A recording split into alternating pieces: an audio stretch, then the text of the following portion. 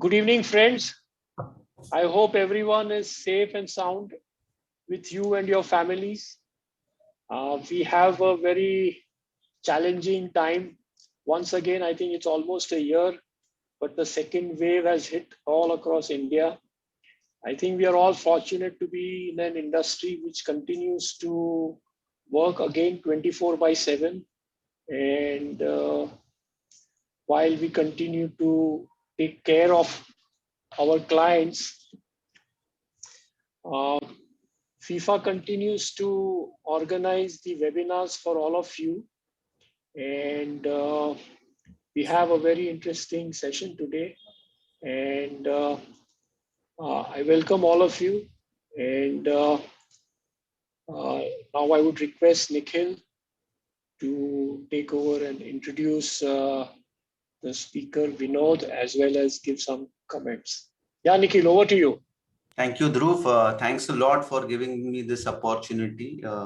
I hope everyone, all our FIFA members and their relatives are safe and sound, and hope you all are keeping safe. And we look forward to meeting you in physical at some point of time. So today morning when FIFA guys called me up and told me to do an introduction for my dear friend Mr. Vinod Jain. I remember in 2005-6, I requested one of the industry RMs to introduce me to someone who was forward-looking, someone who was doing well. And I've always loved meeting and interacting with some of the finest people. And I wanted to learn from some people that time. And he told me that I'll take you to a friend of mine. And as we went to Andheri, it's a small locality in Mumbai, and we take a right turn. I still remember I entering Andheri Anurag that time. And yeah, am I audible to you guys? Just Yeah, at least yeah, I can hear clearly. okay. It's clear. Yeah. So I remember going to that office and meeting Mr. Jain that time, and little did I know about him. And he was fondly and called as the SIP guy in those days. And the very first meeting that I had, he probably shared everything that he knew, or there were no cards kept at him. I mean, he just explained everything as if he was trying to share everything, open all his cards, and talking to a fellow IFA was a big surprise for me. I've been inspired by him for many years now. And so is the case with industry RMs, mutual fund, whether it is mutual fund RMs, whether it is IFAs or mutual fund CEOs. When in doubt, they try and reach Andheri Anurag, or they try and call up Vinod Bhai, as fondly call him. For me, giving him this formal introduction is a real pleasure. He's the founder of Jain Privy Client Private Limited, a chartered accountant, gold medalist, and practicing MFD for last 20 years, AUM of 1900 crores. But what's more interesting is he has a team of total 95 people, and out of which 66 people are relationship managers. Currently, there are 5,800 families which benefit from his investment expertise. He also has, and we are really proud of Vinod Bhai at FIFA, and all of us are really proud of him that he's got a portfolio management license as well as an offshore fund.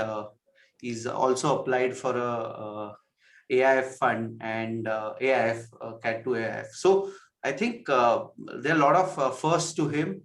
A true thought leader, a true forward-looking advisor, and I have seen him over the years. I've been fortunate, my team has been fortunate to gain a lot of insights from him over last few years. And without much ado, I hand over to Vinod Bhai. I am looking forward to his session as much as all of you guys are looking forward to. So over to you, Vinod Bhai. Thank you for your valuable time, and we look forward to hearing from you. Uh, Thank you, Nikhil. Thank you, Dhruv bhai. Thank you, Ronnie. I think Ronnie has worked around to, set, basically arrange this meeting, and he's been constantly working around this. In fact, last month, Rupa called me up and said that, can we do something on equities? And I turned around and said that, instead of doing something on equities, can I choose a topic that how equities can be used to grow sustainable AUM? And that's where the idea came up. And it's some simple presentation I have made, which I think I would like to share. I was looking at some people in the group. There are a lot of people in the group whom I know personally, and I have been interacting with them for a long time. Dhruv bhai, I am interacting. Nikhil, I am interacting. Anuj bhai is there in the group. There is Anil Matre. There is so many people were there, and in fact, I am feeling that what can I tell them, because I have learned so much from them, and now I'm actually talking to them, and it's a great honor and great. I am fortunate to actually discuss whatever I know a little bit about it. The presentation, what I have kept is the presentation is extremely simple. I think I'm going to draw some points which I think all of us know, but I would like to say one thing, that why I'm doing this such a simple presentation is that I like to play badminton, okay, and I would try to draw analogy with the badminton. Suppose if I'm playing a simple shot, and I don't know whether it's the correct shot or not, and somebody who has actually practiced that shot, and if he comes and tells me that you are doing it correctly, my confidence goes up of practicing that shot. So I am trying to use the same analogy and create a presentation where I can actually share what has worked well for us in this company. And I think, I know, I am very sure that 90 or 100% of that most of you are using. But I think there is a social confirmation that if he is also doing, I am also doing. I think it is, we are on the right path, and we will reach at a proper destination. So, without taking much of the time, I think I would start my presentation. You give me a second, I'll just share my screen.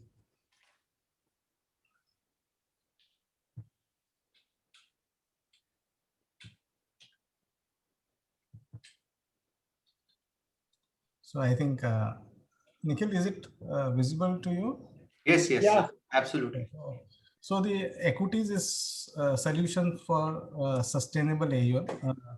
I want to make few disclaimer and disclosure before I move forward. There are four different disclaimer I want to make. One is that this presentation or this share, it is nothing. There is absolutely, I'm not using short-term returns on equities to make this presentation. I have absolutely no clue what will happen in next 3 years.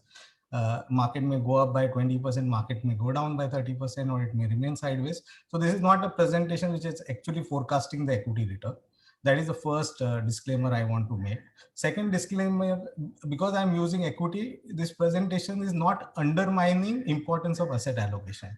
I think a lot of speaker and my fellow members also presented in the past about asset allocation and importance, and we also practice asset allocation very rigorously at our office.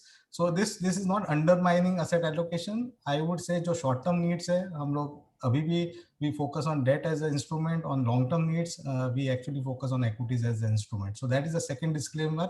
The asset allocation is more important than equities, and I think meeting the goals and needs are important. So that is the second disclaimer I want to make. Third is that most of the slide will have 10 years, 15 years, 20 years. So it is actually taking a very long term view. So this presentation is actually designed for people who are thinking about long term about their practice, and we also take a long term view on our practice. So I'm just using those long term 10, 15, 20 years. That is the third disclaimer I want to make. So these are the basically disclaimer I would use. So it should not be construed that I'm making some short term forecast. And fourth most important is that I have used some revenue model which is prevalent today. So we are paid trail by most of the asset manager. That model can go through some transformation transition. We have seen in the past also. We had in the past we had entry load, we had amortization expenses in 2003 2006, which has gone away. Entry load has gone away, upfront commission has gone away. So we have seen a lot of changes, and I think those changes are here to stay. there will be further changes in the revenue model, but I hope that we will find a way to create our own revenue model around our practice. So I'm using some of the revenue model numbers in the presentation, and I think we will figure out a way to, you know, find out किस तरह से हम we are paid in this practice. Because if we are managing clients, we are managing clients' money, we are actually trying to meet their goals, we somehow will be paid for doing this. So these are the 4 disclaimer I want to make. One, no short-term return forecast. Second, basically that we are taking a very long-term view. Third, asset allocation is very important. And fourth, the revenue model can go through change. So with these 4 disclaimer, I would like to start with my presentation. And it's like it is as good as like when I started my practice in 2001. So a lot of things I will take back to when I started my practice. So first slide is on the penetration. So this is the this is data available for 2019, and in India we have 12% penetration of GDP, where US is almost 120% penetration. So the mutual fund industry in US is 20% bigger than the GDP. We are just 10% of the GDP. When I started my practice, it was just 7 to 8%. It has grown to 12%. But what I've seen from 7 to 12 was a big delta. When I started my practice, the industry was hardly 1 lakh crore. Today it is 30 lakh crore. So the industry has grown 30 times, and I benefited because of that, because I was in the right industry at the right time. In fact, all of us were right industry, right time, and we all benefited. But I think if I look at number of say South Africa or Japan or UK, it is a long way to go. Now, if you draw a parallel with China, I think the model in China is not a distribution MFD driven. They have more institutional clients, and that's why the penetration is still low. But I think what we are following is few of the developed economy model, and that's why our GDP, mutual fund industry to GDP will grow. And if it grows from 12 to say 20 or 30, I think it's a big delta. It's much more than 80 going to 90. 12 going to 30 is far bigger than 80 going to 90. So I think there's a big delta coming from 12 going to 20 and 30. And if the GDP is going to grow at 12, 13%, I think the industry will definitely grow at 15, 16%. In fact, if we take last 20 years data, 1 going to 30, we have grown at more than 15, 16% in last, around 14, 15% in last 20 years. So whatever I have seen is 14, 15% growth. And the second is that the mutual fund AUM is just 6% of the market cap. So today we are almost 200 lakh crore market cap, and we are just 12 lakh crore mutual fund equity AUM. So I think the penetration of institutional mutual fund institution as the part of the total market cap is very low, 6%. And it also has a long way to go. And I think people still own less amount of equities. I know that the numbers have gone up significantly in last 2 years. After the lockdown, people have taken up investing in equities directly, using ETFs, using mutual fund. But still, I think if you see from a 10 years, 15 years point of view, I think we are still at a very low penetration of 6% of the GDP. And if I go to few of the developed economies, it will be 10%, 12%, 13%. So from a penetration point of view, when I started my career to what I am here, I think still there is a long way to go. I think we have grown 14, 15%. I think still we can grow 14, 15% in the next 15, 20 years. Second, I have used, which I have used in our system. What I have done is that let's take an advisor or MFD or somebody who actually is distributing mutual fund. और कोई अगर the power of 100 clients, तो हमारे office में we always focus on how do we get our 100 families who can do SIP. So every people, so we are 66 of us, everybody focuses how to get our 100 clients or families who can do SIP. So I'm giving a simple example. If we can get, all of us can get 25,000 rupees SIP from 100 clients. I think I stay in Andheri. I am fortunate. The population of Andheri itself is 40 lakh, east and west. Mumbai is the last city. We have more than 2 crore people. And I think most of you also stay in town and cities where there are large populations. So if we can get 100 clients doing 25,000 SIP, it becomes a 25 lakh SIP book. And I have done some numbers. I'm assuming SIP delivering 15% return over next 10, 15, 20 years. I know it is aggressive, but I think that because of the volatility, SIP will always give more return than lump sum investment, because you are actually investing at different point of time and you always get the benefit of investing. So I am using two assumptions. One is that 15% return over next 15, 20 years, and we end up getting somewhere around 0.8% trail, or we can get some way of collecting 8.80 basis point from the client investment. So the simple mathematics says that AUM after 10 years will be almost 39 crores, which will go to 124 crore from the same 100 clients. So the number of clients are not increasing. We are just managing those 100 clients. The AUM will become 319 crore after 20 years. And the income per month will move from 3 lakhs to 8 lakh to 22 lakhs per month. So almost 2.5 crore income from 100 clients. So if I actually let's divide it further. So if we have 22 lakh income and we have just 100 client to manage, it means that we are making 22,000 rupees per client. And if I'm meeting a client once in 3 months, it is basically for that meeting I am charging him 66,000 rupees.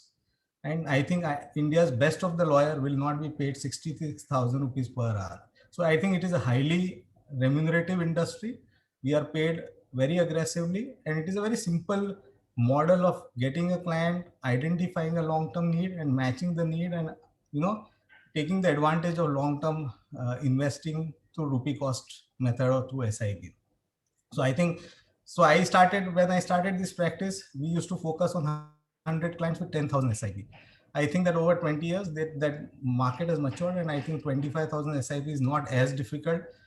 It is as difficult as what was 10,000 clients 20 years back. We used to aim at almost 50 crore AUM after 15 years. I think we can aim at 124 crore AUM after 15 years. In fact, when I started my practice, the trail rate used to be 40 basis point to 50 basis point. I think the trail rate itself has gone to 80 basis points average. I think it is much higher in some cases today, but over a longer period of time, it will settle maybe at 80 basis point to 1%. The third is we follow a rule of 1%. And what this rule of 1% is that whatever is my SIP book. So if I have a SIP book of 1 crore, my AUM will be sustainable. AUM will be 100 times of the SIP book today. So if I'm having a 1 crore SIP, your back of the envelope calculation says you will have somewhere around 100 crore AUM. This is typically for people who actually follow retail model, who actually deal with a lot of clients. So there are MFDs who actually follow institutional model or HNI clients. This method will not work for them. So they may have 5 clients giving a lot of money. But in the case of retail model, if you are following a model where we are getting SIPs from a lot of people, I think the rule of 100. So if you bifurcate the industry also, we are almost 7 to 8,000 crore AUM, and we are close to 12 lakh crore of AUM. So it is almost 120, 130 times of the SIP book.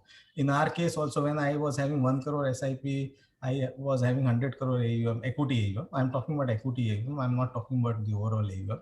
And today in mutual fund, we have close to 8 crore SIP and it is 800 crore AUM. So that rule of 1% follows. In fact, I spoke to a lot of AMC, and whenever I used to ask them, what is your SIP, what is your AUM, they will say 70,000 crore or 40,000 crore. I used to tell them your SIP would be 400 crores, dividing by 100. So most of the time it is in the range of 90 to 110.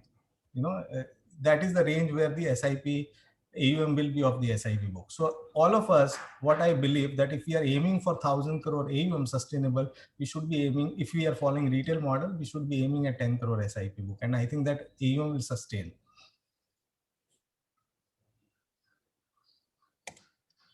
The next is, which we follow, we say that SIP and STPs are very different. Both are not same.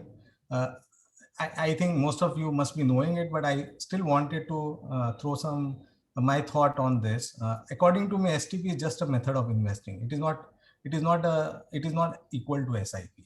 When I do STP, basically what I am trying to do is actually taking the money lump sum and trying to divide it over next 1 year or 6 months or 2 years or 3 years.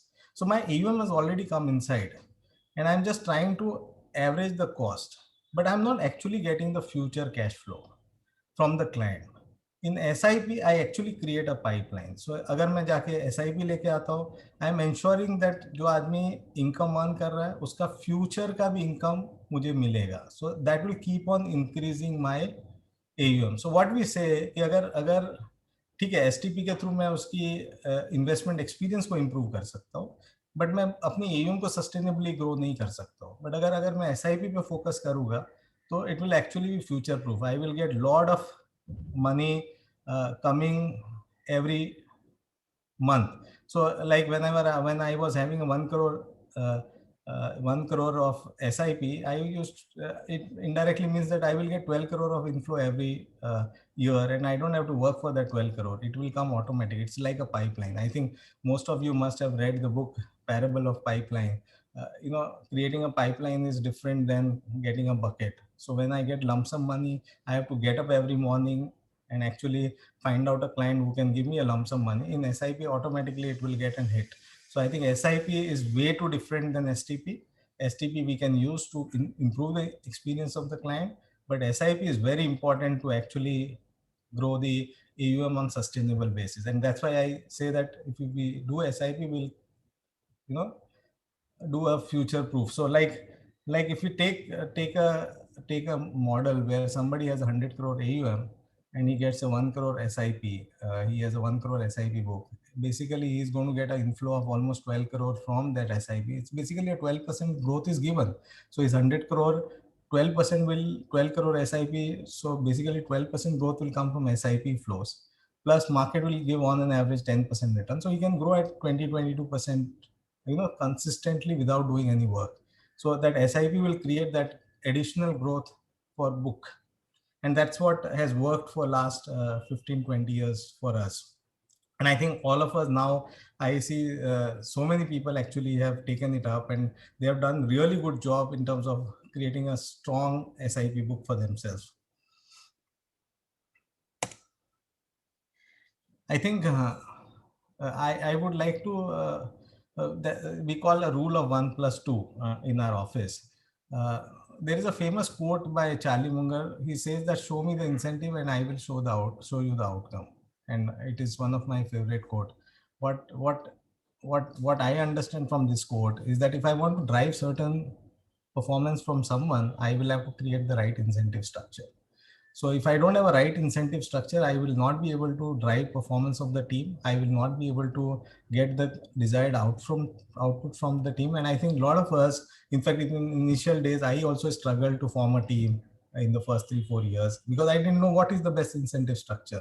I was struggling to figure out how to pay the people whom I'm taking on board. जो advise करने वाला है उसको मैं किस तरह से pay करूँ if he's getting AUM. जब मैंने करियर स्टार्ट किया तो तब तो अपफ्रंट आता था. So most of the bulk of our income used to come from upfront. So should I pay him upfront incentive or should I be trailed? So there was a lot of confusion around what should be the correct incentive structure.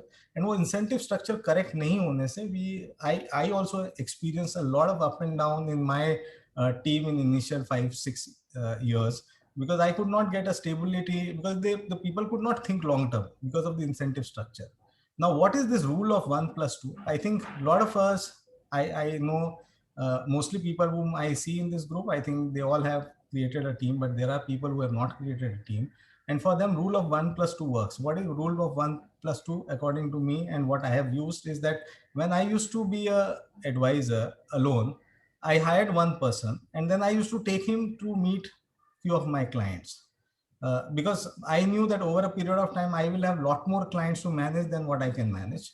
मेरी जैसे जैसे practice बढ़ेगी, number of clients बढ़ेगी, मैं उनको manage नहीं कर पाऊंगा, and I will need someone to manage for me. So मैं उसको हर जगह मैं उसको साथ में लेके मिलने जाता था, and slowly I started handing over some of my relationship to him. And then I told him that you can also grow your practice. So first I got one person, then I got another person. So there's a rule of 1+2. So one advisor can actually get the two advisor and take him to meet some of the clients, give him handhold some of the clients, and then he can also grow his practice over a period of time, and then create a right incentive structure around it. So there has to be alignment. Agar uski incentive structure right hai, it is linked to the right thing, he will also grow and we will also grow. So agar jaise aaj ki date mein, can we pay, so if we are paid for like a trail for AUM, can we create a incentive structure where the advisor is also paid some form of, trail on the asset he's managing, and then he will also be motivated to grow the AUM, and his clients will also benefit because he's trying to grow the AUM, handle the clients, and his AUM is growing. And that's how we created that, a team of 66 people, because all were driven. So today I can say that all the 66 people are actually paid on variable basis. They are paid on the AUM they manage. It is very transparent. They can actually get up in the morning and see what they will be earning on their book, like what we can guess. Like I can say my AUM is so much, this is the revenue which I'll get. I think my sub advisor can also see what is the AUM and he can guess. I think this kind of structure, if we can create, I think it will bring a lot of transparency and people will be able to grow the book. So people who have not started still building the team, they can follow a rule of 1+2, which I have followed in my early days, where I used to hire one person, create a team, and then hire the second person. And I think this can actually explode over a period of time.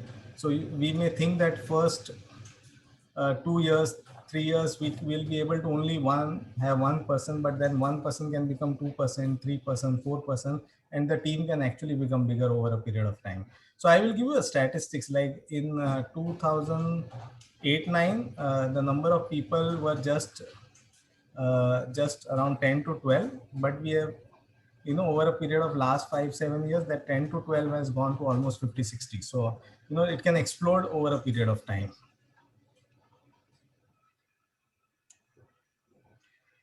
The next slide, I think all of us know about compounding.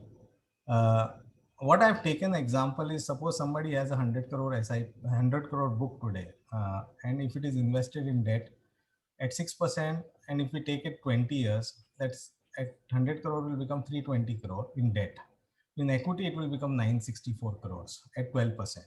Now, what is the power of equities is basically 600 crore additional is added by choosing an asset class which grow faster. So मेरा effort तो 100 crore ही था. 630 crore is 640 crore is added by asset class.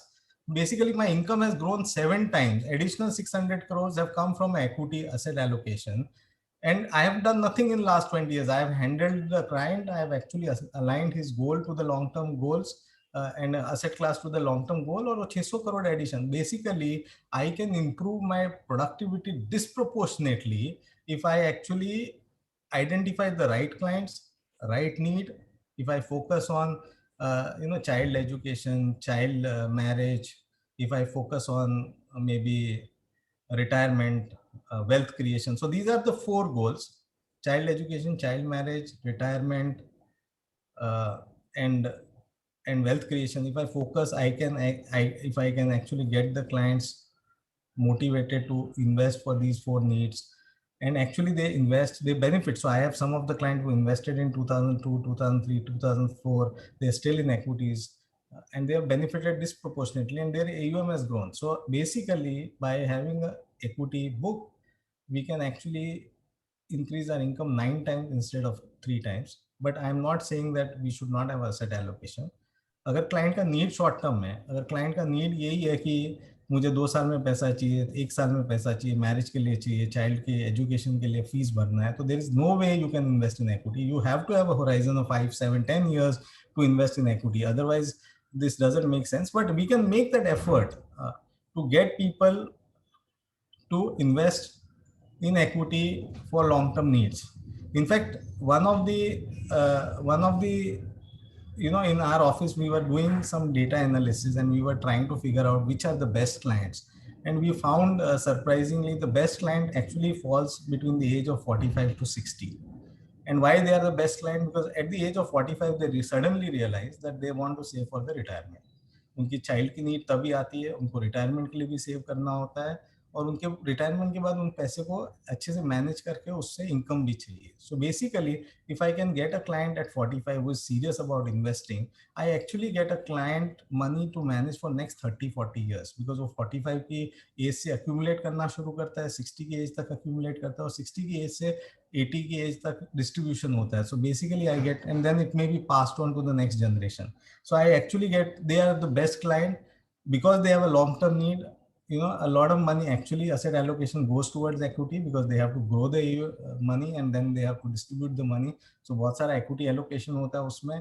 It can be around 40-50% depending, 60% depending on the client asset allocation. And उसके बाद वो पैसा 35-40 years में रहता है. When we actually meet younger clients, we all know that younger clients can save for longer term, take a more risk. But हमने देखा है कि invariably younger clients का needs are very short term. उसको car खरीदनी है, उसको घर खरीदना है, उसको शादी करनी है. And that money most of the time, because it doesn't have too much of surplus money, वो short term के लिए रहता है. So what we have seen, in fact हमने जब 66 advisor को dissect करके हमने देखा उनकी AUM, तो उनके top 10 clients में से 8 से 9 client were in the age of 45 to 60.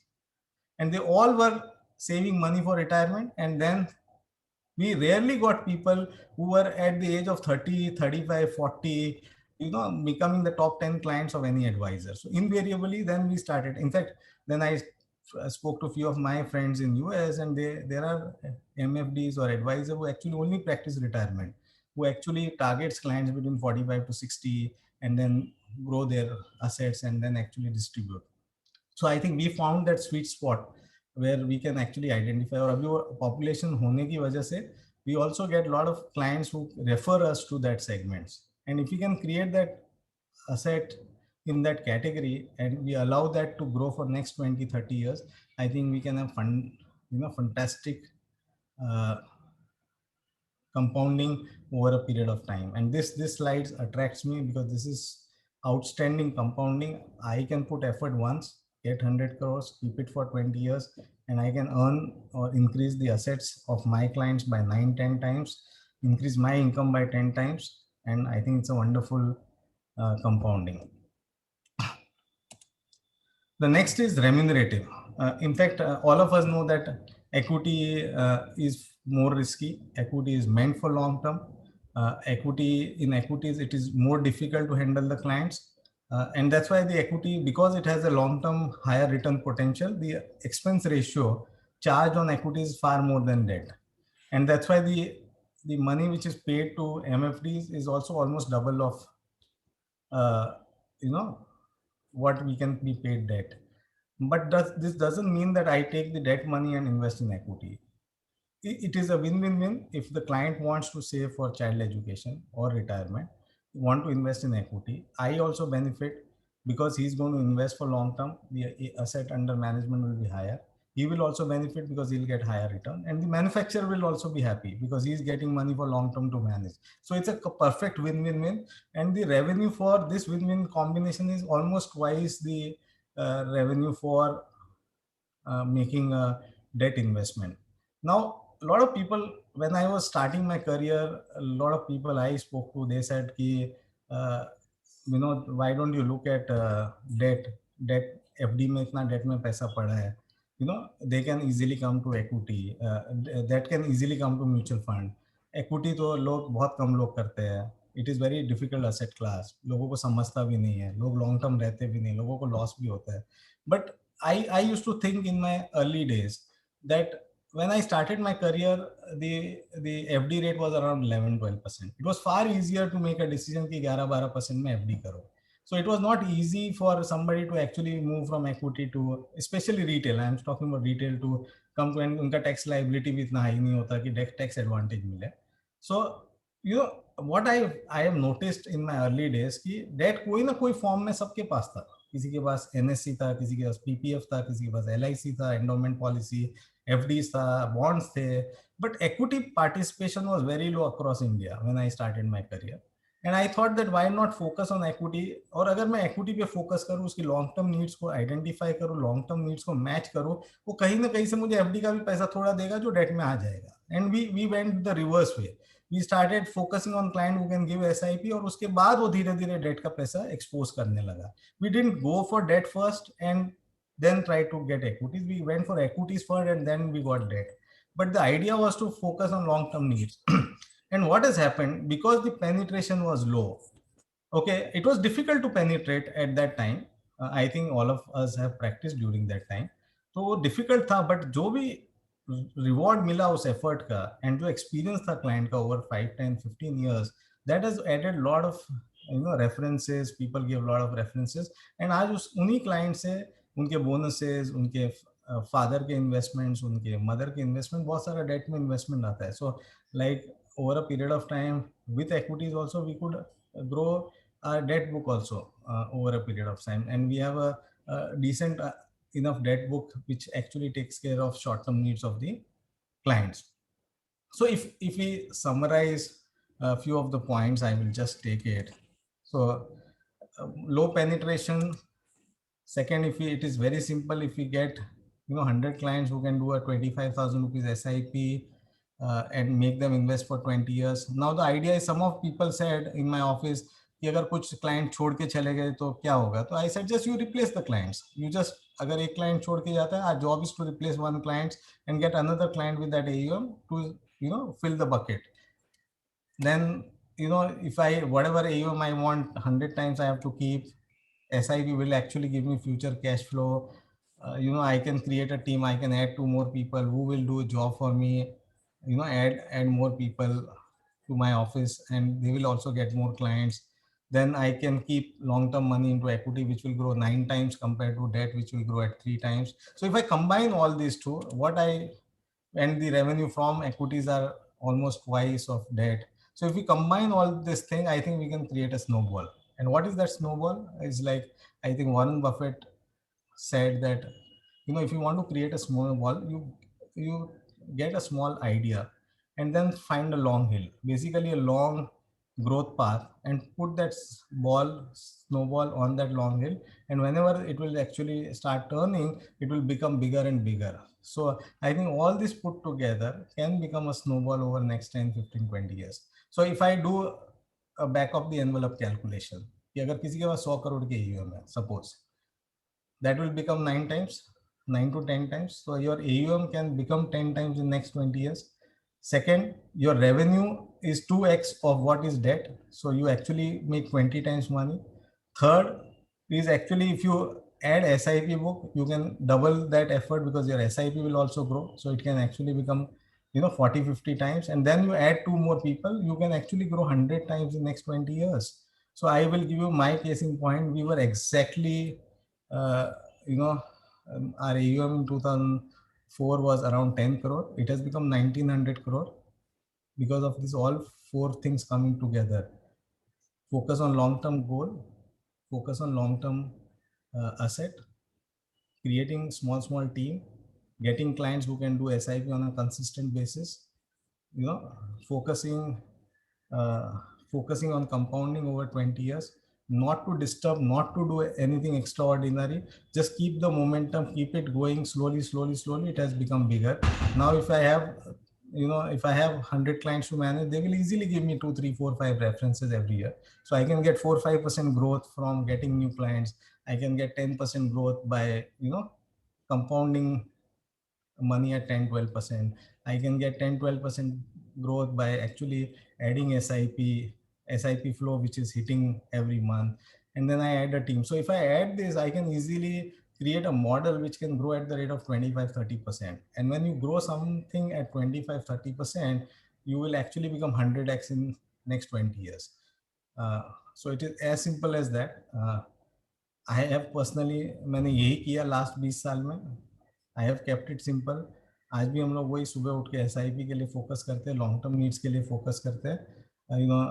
Nikhil ने बोला कुछ प्रोडक्ट ऐड किया है क्योंकि कुछ क्लाइंट्स की नीड थी कि अभी मुझे थोड़ा ये चाहिए वो चाहिए, तो we have added, we are trying to create some strategy around that, but we have kept it very simple, and I can foresee that even if we keep as simple as that, still there is a potential to grow 100x from here.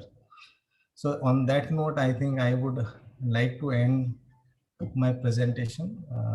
I can take up any question or something. Thank you. Thank you, Vinod bhai. fantastic एक session. Question यहाँ से As चल रहा very simple, very crisp. है, वो भेजता हूँ. Yeah, I think हाँ. Ronnie, I think I may request you to just keep your mic on mute. Yeah. So there are some questions which have been coming in, and I have a lot of questions. I have always been troubling you and asking a lot of questions all the time. But Dheeraj wants to know that please throw some light on hiring process, and having 66, 65 advisors is a big number. How do you actually, the common problem that I always hear from fellow IFAs is log milte nahi hai. And how do you find so many people who are motivated to work with you?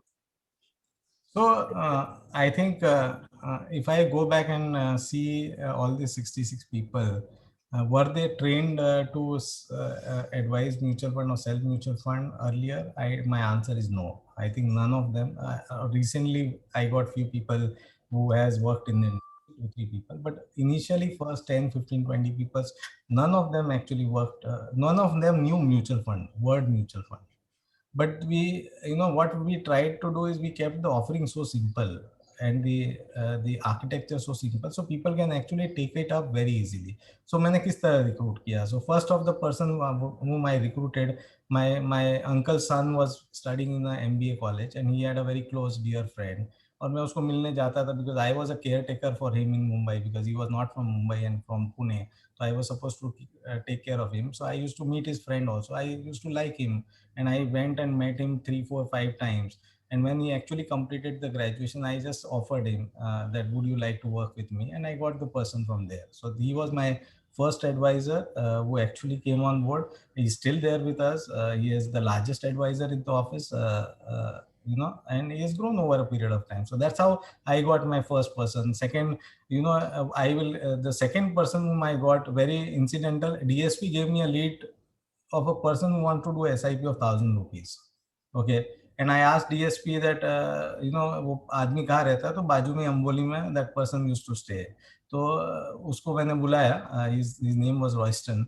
And he came, I asked him, where do you work? So he used to work in JP Morgan KPO, and I had an interaction with him. I started sharing with him about what I do. And, it's कुछ chemistry match हुई, and, I pursued him for 2-3 months. I tried to convince him it's a good profession to come in. If you actually practice in this field, it is growing exponentially. And I actually gave him confidence to come on board. And he's my second biggest advisor. So उसके बाद कोई KPO से आया, कोई somebody was working in the ad industry, somebody was in army. So we have got people from different background. और कोई भी mutual fund वाला नहीं था. After coming here, we actually trained them to advise mutual fund over a period of time, and how to handle clients. So all of them have learned on the way. But my answer will be follow a reference model for recruiting people. I personally follow a reference model. What I do, once I like a person, I follow him, and I will be talking to him for 5-6 months. Once I think that his chemistry is matching, then I will offer after 6 months. I will not offer him on the day one. I will actually follow him for 6 months. So I have to like a person, then I will follow him for 6 months.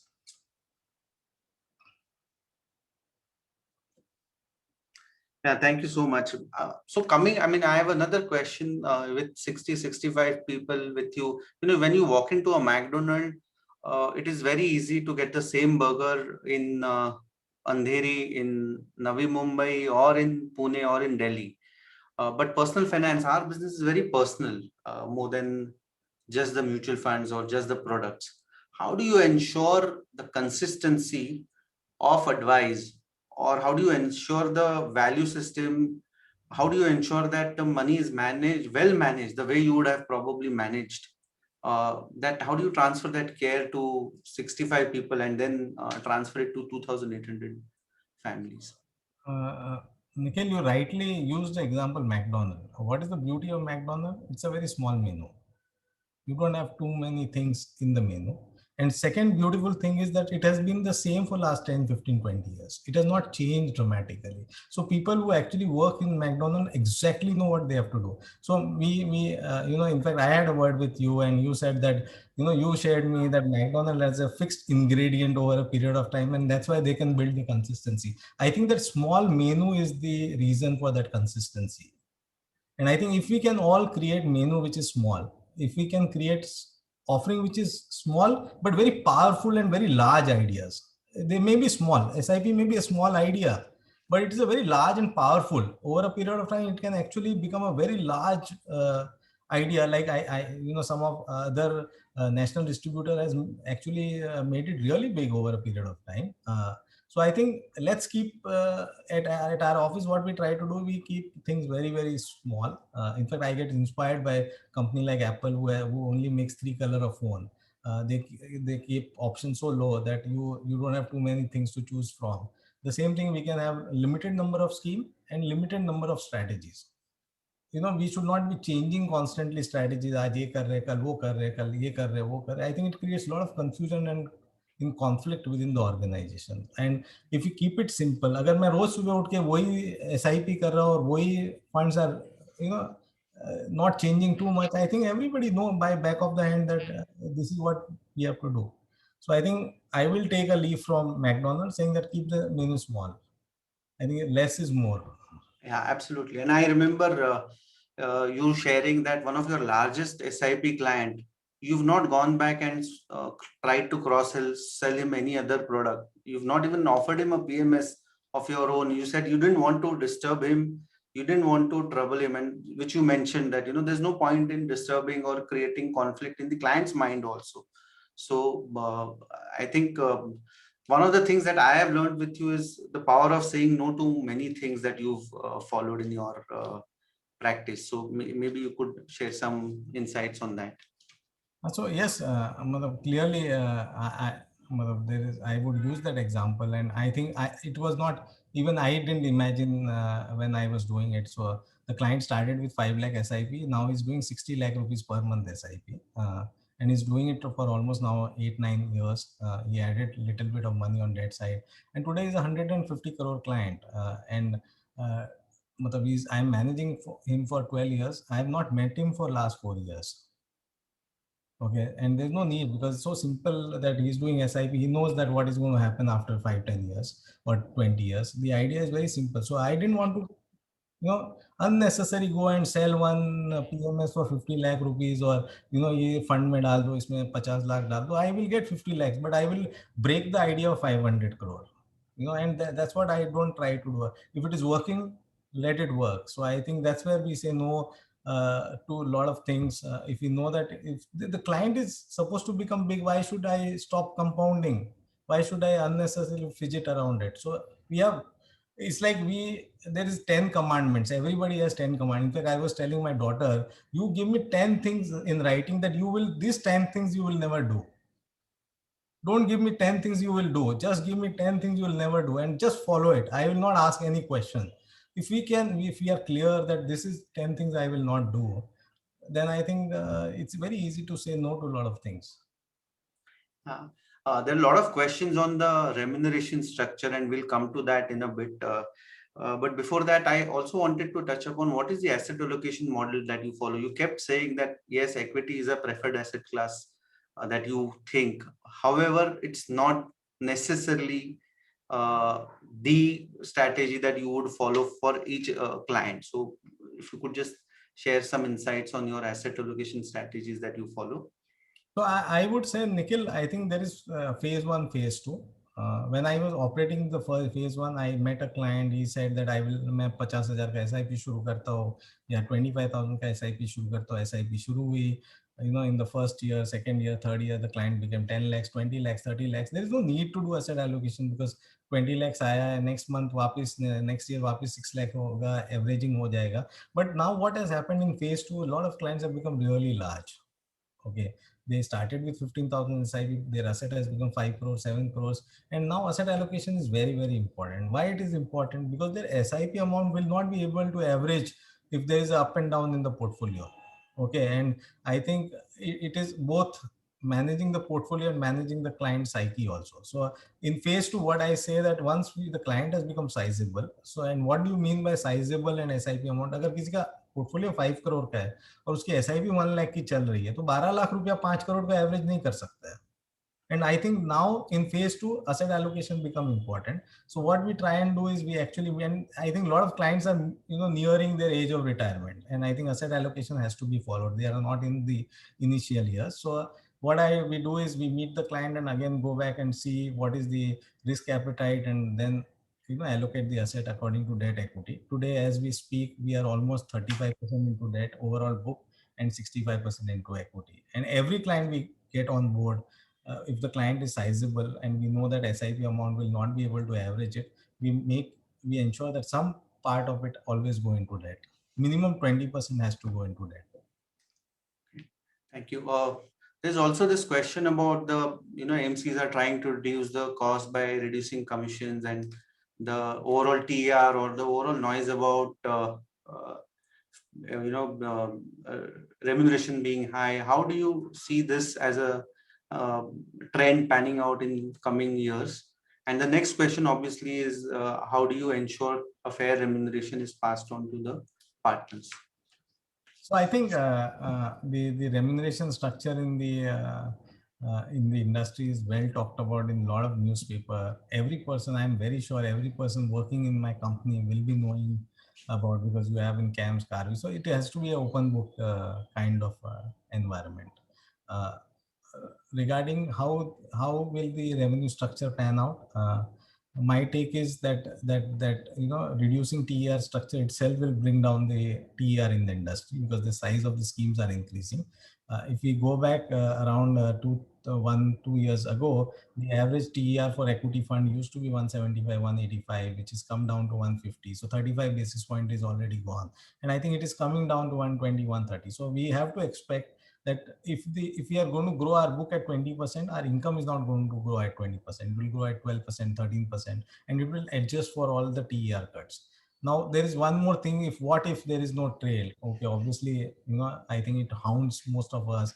But I am very confident, like when the trail upfront went away, we found a way to survive in the industry. I am very sure, because if the power lies in managing the clients, अगर मैं client को manage करता हूँ, client अगर if he is dependent on me or he is actually taking advice from me to how to manage and what decision to, equity market तो कहीं नहीं जाने वाला है, खाली revenue structure change हो सकता है, या bond market कहीं नहीं जाने वाला. तो if I can figure out a way to manage his money in the asset class, I think I will figure out, or we all will figure out some way of getting the remuneration. So I think when I spoke to people in Canada, Singapore, Dubai, sab jagah 80 basis point to 1% is what should be long-term plan to expect from managing money with a debt equity allocation. So that is what was your what was the second question? Second question is, how do you structure the partner remuneration? And that's been the question being asked. I mean, if you want, if you can throw some light, or maybe you could take it offline and with people who have asked this question. I do it. No, it is like there is no rocket science, Nikhil. I have spoken to a few of them in different platform. What we try and do is like whatever we get. So there is a asset under management which is marked to him, and he's managing those clients.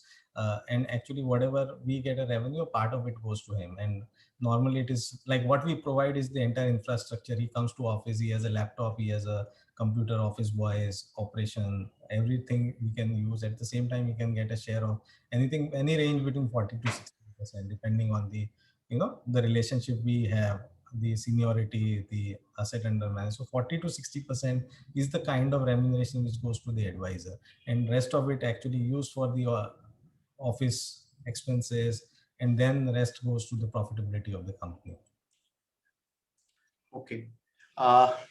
There are questions about market call and, how do you see the market? So obviously one wouldn't want to waste this opportunity with you. But if you have any other questions on the business side right now, maybe we could look at some more questions on the business side. But I mean, one is, I've always heard you talking about two major risks. One is the regulatory risk in our business, and obviously the markets being the gods.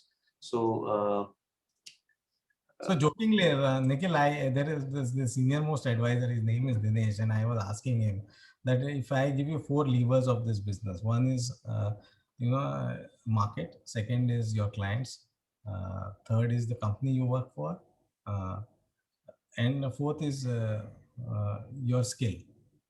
Which is the biggest leverage in your business? What will grow your business? The client, your skill, market, or the company you work for? And he said that the skill is the most important. I think we invariably get it wrong. When I actually go out and check some of my clients, his cost has already become negative. So अगर client का asset under management 2 crore है 3 करोड़ है, उसने जितना डाला तो वो तो निकाल लिया, बाकी मार्केट ने दिया वही बचा है. एंड लॉन्ग टर्म में वही होगा, एवरी क्लाइंट का सिर्फ मार्केट का रिटर्न ही बचेगा, उसका कॉस्ट तो निकल जाएगा. So I think what the biggest lever according to me is market. Market is supreme. Market ही 12-15% से, ये equity AUM 12 lakh crore, I have seen 30,000 crore coming to 12 lakh crore. मैंने टोटल इंडस्ट्री एयूएम 30,000 करोड़ देखा था, आज पर मंथ इनफ्लो 30,000 करोड़ है. Look at the market power. This industry has become so large, market has become so broad. So I think market is the biggest lever for our practice to grow. Yeah. And so I think that sums up his views. And would you want to throw some light on the equity markets, or there are some questions on the STPs? What should be the ideal duration of STP? I think that constitutes that. What is the view, or when do you see? I mean, if you have 100 rupees, how should you actually invest in the current situation?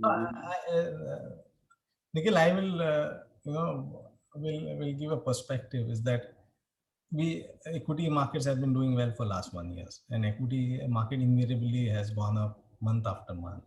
So adding equity AUM is not a challenge. आज अगर मेरी AUM 100 crore है, वो 10 करोड़ हर महीने बढ़ ही रही है. So I don't have to add 10 crores. एक तो SIP हिट हो रही है, plus AUM. What is more difficult to gain is debt AUM, not equity AUM. So what should I be working for is a debt AUM, not equity AUM. कल उठ के, if market turns viciously negative, and someday we all have seen that there are corrections on the way, even if it is a bull market, there'll be a sharp correction, and then that AUM can come handy. So what I am telling my office, and that let's focus on something which is very difficult to gain today. Equity तो अपने आप बढ़ रहा था. In fact, I was checking the report. The last 1 year, the whatever AUM has grown, 95% has come from market. Only 5% is from our effort. So I think you really don't, if you are bullish on equity, you don't really have to work. It will automatically happen. Why are you working? So I think what would I say, that obviously after 100% rise, even if market has to go up, it has to pause. And invariably pause are more difficult to handle. People have now become so become so aggressive in expecting returns. I think that may cause some pain on the way. So I think even pause will cause pain. Forget correction. So I think I would say that we have to use this opportunity to lower the expectation of the client and tell them that what we can be the possible return in next 5-10 years. The returns are lower because the entry point is far more aggressive than what it was a year back. So I think we are using the opportunity, one, to lower the expectation of the client, and we are working hard to actually raise the debt in the book by getting more money in debt rather than equity. Equity we are getting, but debt we are trying more to actually get money. Yeah, absolutely. It's a complete risk of mindset that some clients have on one hand, and you see that with inquiries about bitcoins and direct stocks. So obviously that actually definitely warrants or suggests that one has to be a little cautious or lower the expectations of the investor. So on that note, I want to thank you, Dhruv sir. If you have any questions, or if you have any thing to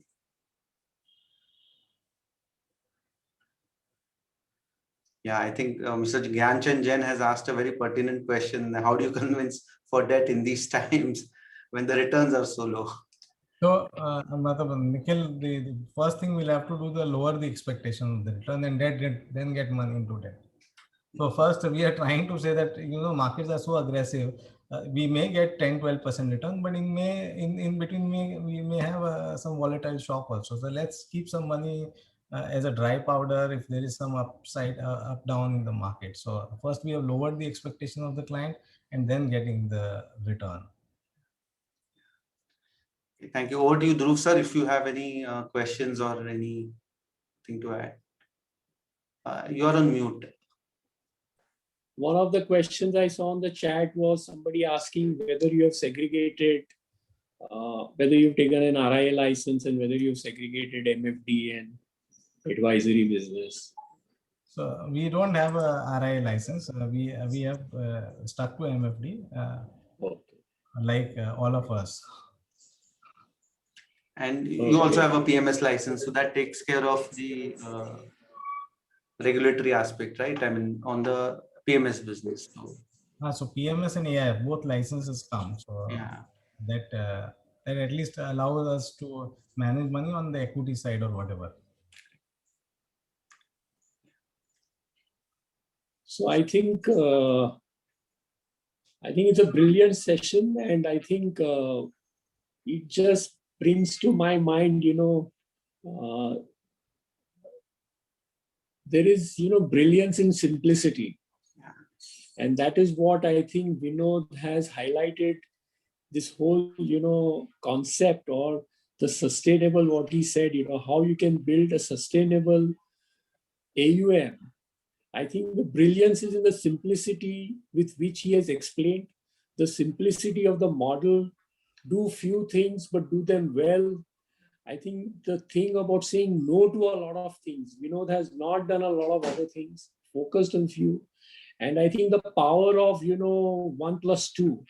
And I think that's what I think we all in FIFA, Sarthi Zaruri hai. We want to be Sarthis for our clients. But I think what Vinod has highlighted, the power of, collaborating with people to grow your practice. I think from 1 to 2, and now that he has a team of 60 people. So that's the power of collaboration. It was really very insightful. It always is.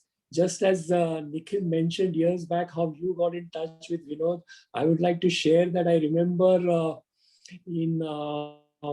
I was speaking to Sandesh Kirkere of Kotak, and he says, have you heard of Vinod? He's a brilliant guy. He's the SIP king. And actually Kotak was to do an event, and he said that you must meet Vinod. And I remember meeting him at that time. And since then, every conversation with him has always, I've learned something from him. And I would like to share with everybody on the call that we rely on Vinod to help in managing the funds of FIFA. So that is the sort of, faith and confidence that everybody in FIFA has on Vinod. And therefore, I would request all of you to think very seriously, pay attention to what he has said. A lot of takeaways. Thank you, Vinod, for sharing your thoughts. And I think, Nikhil, you did a brilliant job in terms of the Q&A and the questions to bring out the best of him. And therefore, I think at FIFA, we will reach out to you more to help in doing these sessions.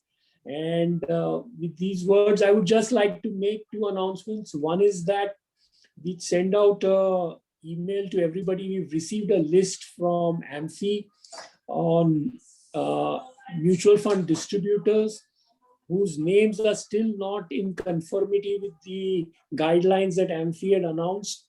So we have circulated that. I think there is a list, quite a long list, but from that, actually in terms of our members, we find that still some 22 members' names are not in conformity. We are going to reach out to them individually. But I think I just wanted to use the platform to request members that please ensure that your names are in conformity with the guidelines. We are now getting feelers from AMFI that SEBI is contemplating. There could be, your commissions being withheld in case they find that your name is not in conformity. So that was number 1. The second is that I think today only the announcement has come. I think I would like to thank one of our members, Mr. Ashish Shah, who's on the executive committee, who had brought this to our attention that the ARN fees are high, and therefore we need to represent to AMFI. So this we had taken up with Amphi, and we are very fortunate that we found the current Amphi chairman, Nilesh Shah, has been always very responsive to the distribution community. And I think this is one of the few cases I would say that they have really acted, responded quite. And I think all of us should welcome this move of Amphi to reduce the fees for mutual fund distributors. And so request all of you to be safe and sound, be healthy. Please take the necessary precautions and stay safe. So thank you once again, Vinod and Nikhil, for this very interesting and educative session. Thank you very much. Thank you. Thank you. Okay. Thank you, everyone. Thank you. Thank you. Thank you. Stay safe. Thank you, We'll sir. end the